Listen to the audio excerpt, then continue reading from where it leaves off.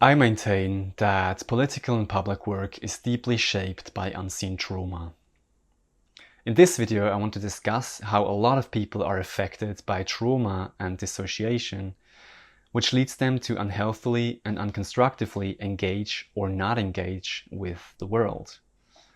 I also want to point out how healing from trauma and dissociation leads us to being highly political beings just through our everyday actions and choices. So let's dive right into it.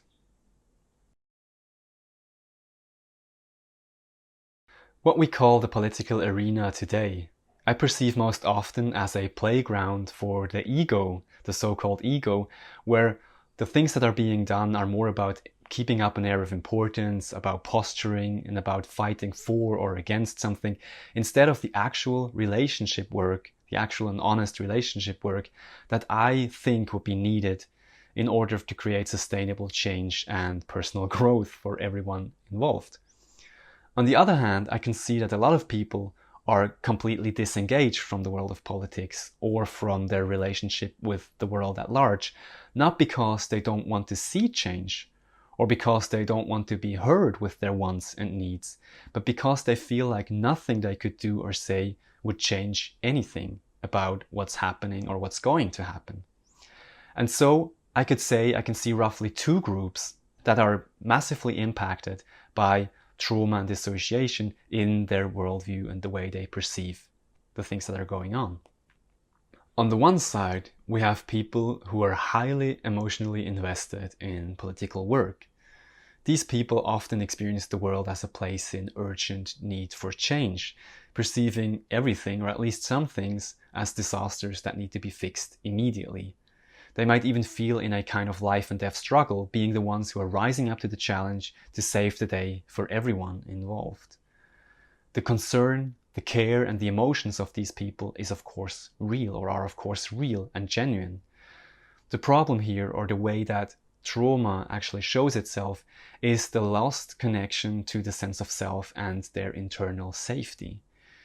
People like this, lacking the sense of safety, are trying to overcompensate this lack of safety by an external cause and by the perceived necessity of change, and by being the ones who are the ones to bring about the perceived necessary change. So they're kind of like trying to recreate their internal safety by changing the world to what it should be. This is achieved by overcompensating, as I said, the internal sense of powerlessness and by trying to control the environment. On the other hand, we have the people who are disconnected from the political arena and feel that they are not actively partaking in change-making. These people feel powerless to have any impact on the world whatsoever, feeling like they are passive spectators in a world dominated by more powerful figures. Trauma manifests in this group as a sense of powerlessness and isolation, which makes them feel that they have no power over what's happening whatsoever. They might not even consider what they want for themselves or the world, feeling that they have no means to achieve that anyways.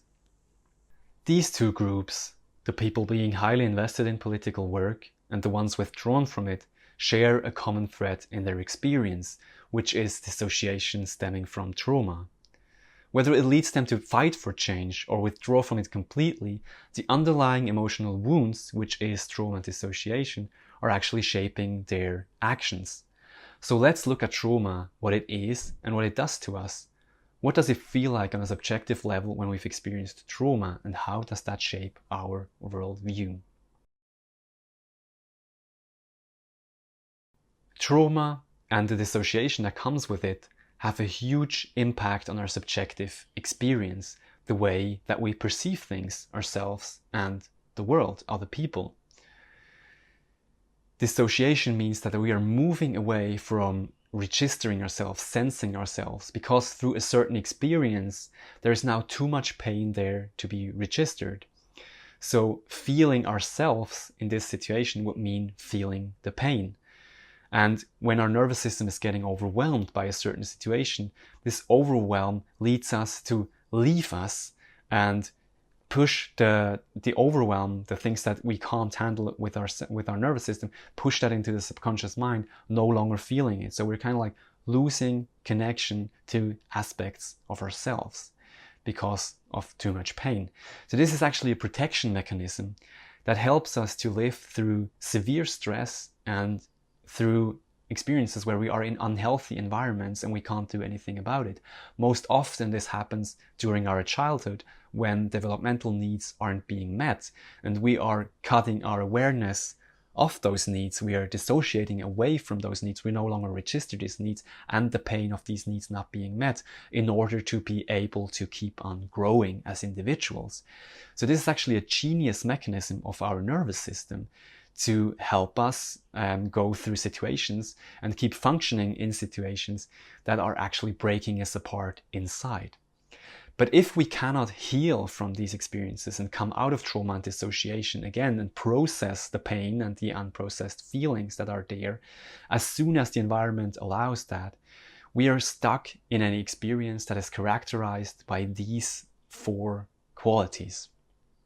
A sense of powerlessness, the feeling of isolation from others and from life, the giving away of our power to external authority, and not being in touch with our boundaries. So let me expand a bit on these characteristics that come by dissociation due to trauma so that we can understand them a little bit better. The powerlessness that we can feel due to trauma comes from being overwhelmed by external factors, things that are happening around us that are so scary and threatening to us that our nervous system just freezes up and locks up. We experience that we can't do anything about it. We are powerless. We are at the mercy of forces outside of ourselves. And again, this most often happens during our childhood years when we are dependent on our parents looking after us and caring for our needs, giving us safety, love, affection, and care. But because it can happen that our parents withdraw their love and affection or their care, be it through something that we did they don't approve of, or be it because they just have a rough time, or other environmental impacts that we can't anticipate, we can experience the sense of being exposed to the whims of others in our survival. So when we are a child and we're dependent on the people like our parents looking after us and they don't do that, we can experience that as an existential threat. We can't survive without them. So we're really dependent on them looking out after us.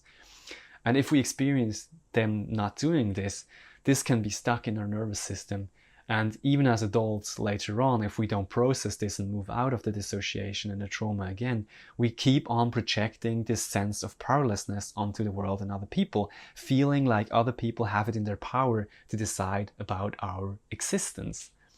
Even though now as adults, we can actually look after ourselves and keep ourselves safe. The sense of isolation comes because in dissociation, we split off part of our awareness into a kind of limbo state. When a need of ours isn't met in our childhood, at one point that becomes so painful that we split off awareness of that need. We no longer feel the need being there, and we also don't have to feel the pain of that need not being met. We give up. Not feeling seems better than feeling in a situation where I need to dissociate. But because life is experienced most deeply through our felt connection to it, in dissociation we lose some aspects, or even most aspects, of our connection to life and our own life force, the way that life moves in us. So we suddenly feel like life is external to us because it's no longer happening in us. We don't register life happening in us. We can feel like just being spectators, as if we are kind of alive, but also not really, like nothing really moves us. And life is happening to us, or is happening without us even. And we're just kind of there, but not really able to interact with it. We might experience situations where other people are really moved, really touched, they're tearing up, and to us, just nothing happens. That's because we are no longer in connection and can't register the life force within us being touched, because we had to dissociate away from experiences that were too painful for us in the past. So that's where the sense of isolation comes from. We also give away our power to external authority. because we are no longer in connection with our inner knowing. So naturally, we would have this kind of inner compass. We have our own spontaneous reactions and instincts that would normally guide us through life. We would orient around them, our felt sense of what's right for us, our gut feeling, intuitions. But because we split off from the awareness of that, we can no longer register that. And so in dissociation, we are feeling completely lost in life. We have no way to orient ourselves. So in order not to feel so lost, we start to look outward for external authority to tell us what to do and guide us through life. But because, of course, only we can really know what's truly best for us in each situation that we are facing and experiencing, giving away this kind of power often leads to the abuse of power. It doesn't even have to be people that we are looking towards. It can also be ideologies, it can be culture, it can be tradition, it can be concepts, ideas. No matter what we use in order to not feel lost, if it's not connected to our internal spontaneous readout from every situation, feeling and intuiting what's best for us, we are actually giving away our power. And that most often happens because of dissociation, and we can't no longer feel what's happening inside us, and so we can't form opinions. We also are no longer in contact with our boundaries. That's because in trauma, our boundaries have been completely violated. If we have a need, and as a child, in the beginning, we will stand up for this need being met. We will fight for this need being met. This is our boundary in action. So for example, if I'm not being perceived with my need, I will start to cry, I will protest, I will try to make myself seen with what I need. I will throw a tantrum, whatever it is. This is my boundary in action. But if this need is not being met for too long a time, I resign at some point, I give up, I can't keep this fight up. And so the dissociation of the trauma is the splitting off of my awareness of the need, of the pain of the need, but also of the boundary around the need. So I no longer am aware of where my boundaries lie because I have no clue anymore. This is all dissociated away from, it's all in my subconscious mind. This leads to me tolerating things. I can end up in situations where my boundaries are being crossed or my boundaries are being infringed upon without me even realizing that this is happening because I have no way anymore to register my own boundaries. So this is a pretty dangerous position to be in. Trauma always leads to people being even more abused because they are more vulnerable to abuse. When we are active in the world, when we act externally, but ignore the inner world and what is happening there with trauma and dissociation, we can end up recreating the powerlessness and the sense of isolation that we feel no matter what we do. So in our effort to create change, be it on a personal or on a political level, we can end up mirroring our internal struggle and end up in a fight against something instead of from the experience of being a part of the bigger whole, co-creating and inspiring the change that we want to see. The thing is that most people are stuck in trauma and dissociation without even realizing it because it's their normality. Trauma most often happens in our early childhood, which is so early that we can't remember any other state than the one we live in. So be it powerlessness and feeling like nothing that you do changes anything, or overcompensating that and trying to save the world and taking way too much responsibility for everything that is going on. People who are experiencing this aren't even questioning their experience because they can't remember any other way of being. And they just assume that this is everyone else's reality as well. So as I started pointing out earlier, this is actually a huge factor in what is going on globally. A lot of people are giving away their power to so-called political leaders and projecting their hope for positive change on this single individual or a certain party, giving their power away to external places while feeling powerless within.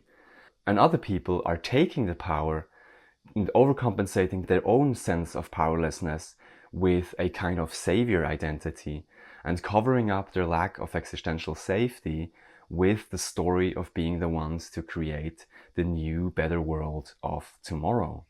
This dynamic, this giving away of power and taking of power is behind all tyranny forming. It's behind the possibility of tyranny forming. It's also behind most infringement or all the infringement on personal liberty, on freedom of speech, and on personal responsibility. It's just some people taking the responsibility and the power that other people are not taking and then abusing that for their own personal ends, which are just unmet, unconscious, emotional needs.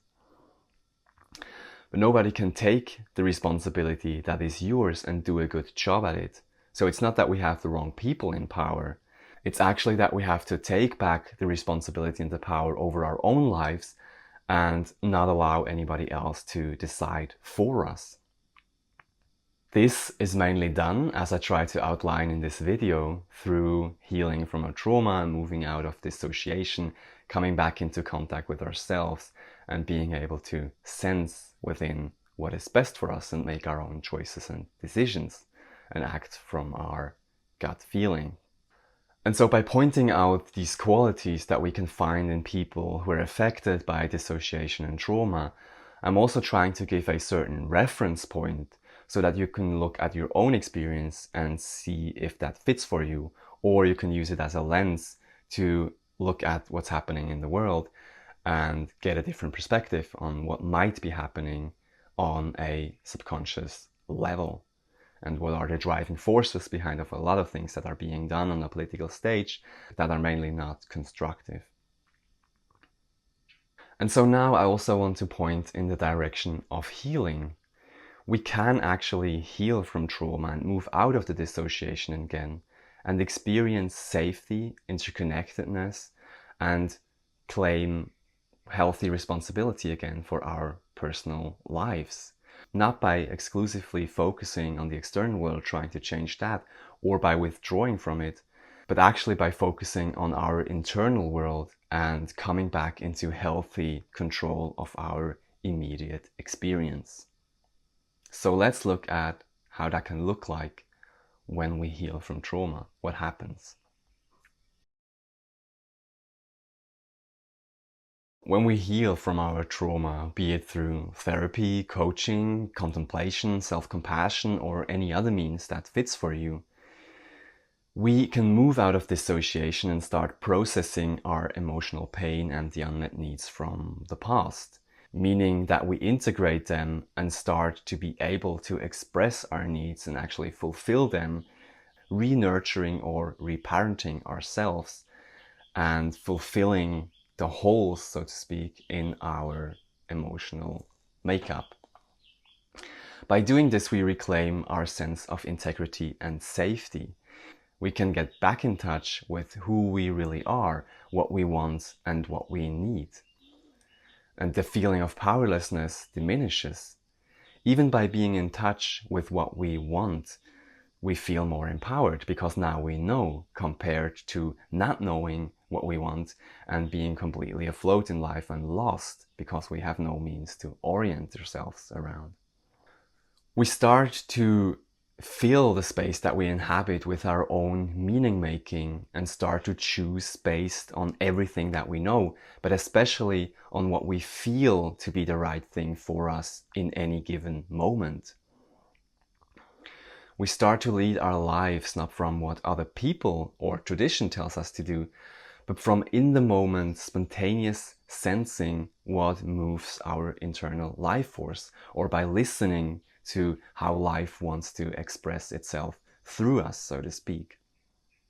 So this is really a in the moment, spontaneous, emerging process that we can start to take part in again as soon as we are more in connection with our inner world, with our feelings, with our boundaries, with our needs, with our wants, with everything that is going on internally for us on a felt level, not on a rational or on a mental level, but on a felt, experiential level of our whole experience. That's because we no longer experience ourselves as separate from life, the more we are able to move out of dissociation. When we get into contact with our unprocessed emotions and we are able to integrate them more and more as time goes on, we start to realize on an experiential level that we are life, that we're just another expression of life, and that we are part of everything, that we are connected with everything, that there is a sense of interconnectedness that starts to grow in us the more we're actually in connection with our emotions and processing the wounds of the past, coming into this contact with this spontaneous flow of what's going on, what life is doing. And through this experience of interconnectedness that just starts to automatically emerge in our system, the more we move out of dissociation, we can also realize in regards to power that there isn't actually a kind of power center. We don't have to be in a position of power in order to have an impact on our lives or on society as the whole. We can start to realize more and more that everything that we do has a certain impact on the whole, even if that isn't really very much tangible to us. Societies, traditions, and the culture that we live in, and the concepts that we have around, the ideologies that we have around, everything that we experience as societies are actually just the conglomerate ideas and dreams of all the beings involved. So we're kind of constantly co-creating this collective experience that we have. The way that we feel, think, and express ourselves about society and the world at large will be mirrored in our everyday actions and choices and will have an impact on our environment. And even though we cannot often tangibly perceive this or register this, our actions have a kind of ripple effect filtering from ourselves and our immediate environment into everything. So imagine, for example, that you're having a conversation with someone and you're expressing a differing opinion to them. Especially if you express this opinion in a calm and thoughtful way, and the discussion is also including the feelings and the experience of this other person, and whatever you're expressing is just an invitation to reflect on this. The other person is very likely to think about this and be impacted by it. When we move out of trauma and dissociation, and we no longer come from terror and fear and anger and the need for change, oughts and shoulds and musts, but actually from qualities like calm and openness and curiosity and a certain kind of playfulness, compassion and understanding, which are all qualities that naturally emerge as soon as we heal from our trauma, we will have a huge impact on our surroundings. Because just you coming from this place and sharing yourself from this place of this kind of attitude will be so new and so fresh compared to all the other stuff that is going on around. People will be hugely impacted by you, even if they don't realize in the first place, even if it's just on a subconscious level. But you coming from that place, and with this kind of ripple effect that I was telling before, you will start to trigger things in other people, and they will be impacted, and they will start to think about things in a different way. They will have a different perspective. They will start to act differently just because the impacts that they got from you. And they will then in turn have an impact on their environment. So coming from you, everything that you do starts to filter through your environment into other people, into their environment, and eventually into everything, into the big whole of society. So I maintain that we start to lead completely different lives when we start to move out of trauma and dissociation. And we will go about differently in our self-care, in our relationships, in our work, in our relationship to the whole, how we perceive, how we act in relation to the world and politics. Also in our spirituality, that can become a completely different experience moving out of trauma and dissociation. When we start to act from our sense of connectedness and integrity, authenticity and clarity, Again, all qualities starting to emerge when we heal from trauma. We're impacting the whole of society towards more coherence, more embodiment of self, and through that, towards more actual safety, not through negative control, but just by people taking responsibility for their own lives. And so when we do this, it doesn't even actually matter so much then anymore if we are politically active or not. If you really feel called for political work, coming from your authenticity and your integrity, and you just want to do this and it makes you feel alive, and it just channels your gifts and your passions in a positive way, perfect. And if coming from your authenticity, you realize you rather want to invest your energy into something else, and you just keep on expressing your boundaries, your perspectives, and what you think unfilteredly in every situation that you get yourself in, also perfect. When we start to embody ourselves, we automatically start to take more responsibility for our lives.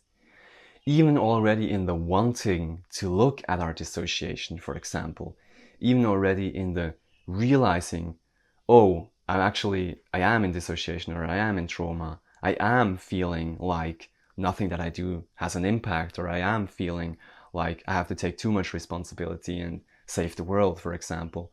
Even in realizing this and wanting to move out of it, we're already taking more responsibility. When we take responsibility further and we start to express ourselves, become more authentic, and share our perspective on the world with other people, coming from our connection to our inner knowing, even if that's vulnerable, and even if we might find ourselves not knowing how to do this perfectly in the beginning, or we feel really exposed to do it, even if that's the case, everything that we do then starts to become highly political, and we start to have a huge impact on everything that is going on.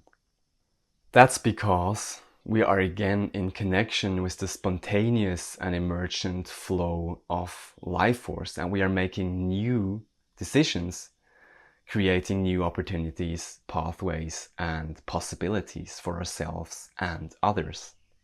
That is in stark contrast to what we can do when we are still stuck in dissociation.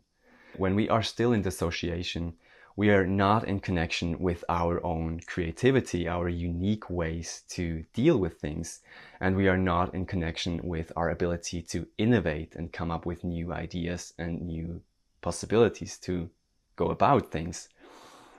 And so all we can do in dissociation is just recycle our own powerlessness and our lack of healthy control over our lives. And we keep up the culture as it is, including the problems we have with power abuse. And so I want to end this video with this question. Does change come from us doing the same things over and over again in different styles or different versions? Or does change come from us acting spontaneously out of the moment in our unique and creative way, deciding now that we want to take responsibility for the best versions of ourselves and society that we can dream of? So I hope that makes sense to you. Let me know what you think about this topic in the comments. And if you liked this content, please give it a thumbs up so that other people can find it as well. And if you want to get more content like this, don't forget to subscribe to the channel. And I see you in the next video. Bye.